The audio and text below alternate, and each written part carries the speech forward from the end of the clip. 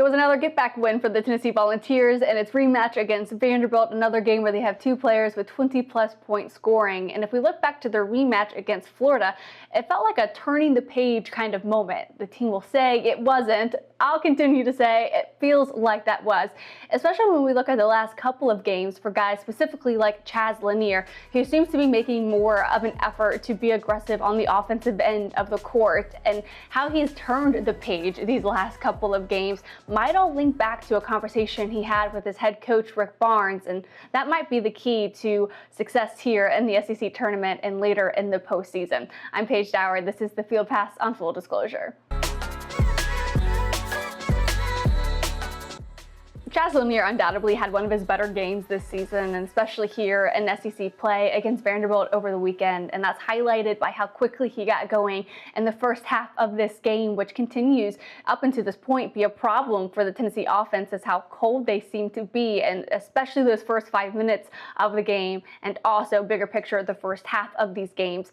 That was corrected by his 13 points in the first half alone, which is better than 6 other game totals he's had this season. He'd get a little quiet though in the second half, maybe because the guy Ziegler was going off to 22 points by the end of the game. Well, once he got going again, he was able to eclipse that 20-point mark, which he's only done 4 other times this season. And that's not even what he did from the 3-point line, which is so much of what Tennessee's offense needs, is that perimeter presence. Rather, his willingness to drive downhill, take contact in the paint, and his welcomeness and willingness to take that contact, to find shots, to take the contested, mid-range jumper or baseline layup.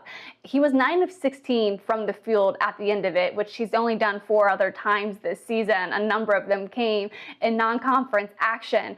And that flip for him to be aggressive from the field might even link back to a conversation he had with Rick Barnes leading up to this game, because Rick Barnes says that he was talking to Chaz and says, if you're going to get going, essentially the time is right now. You have got to get going right now.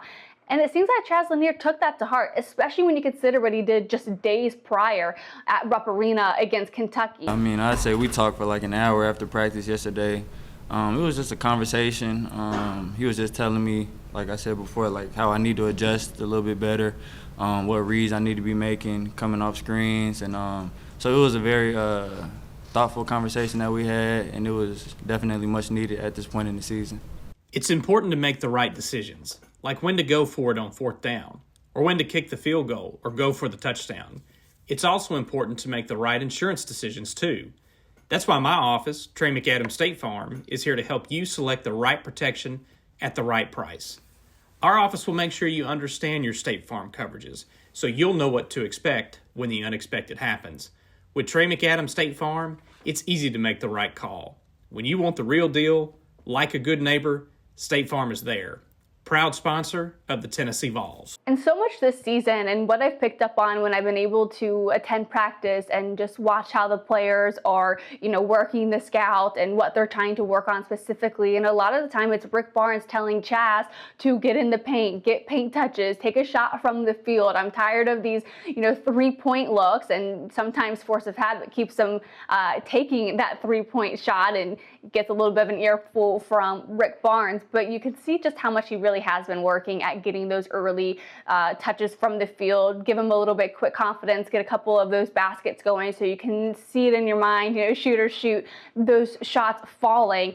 And that's exactly what we saw early in this game against Vanderbilt, was Chaz being aggressive in the field. It was him getting those baseline layups, which is exactly what Rick Barnes has wanted him to do. And he says a lot of that is just him kind of adjusting to what the defenses are showing him. At the point in the season where I need to adjust to the way that they're guarding me.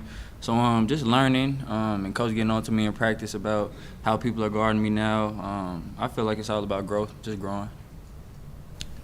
Yeah. And maybe the greatest sign of how much Chaz Lanier fought in this game against Vanderbilt is the status of whether his shirt is tucked in or not. He and Jordan get grabbed as much as anybody in the country coming off screens, and which I have a problem with. Because I believe in freedom of movement, and they get. All you got to do is look at their shirt tails are out all the time, and by rule they're supposed to keep them in, but they get tired of putting them in.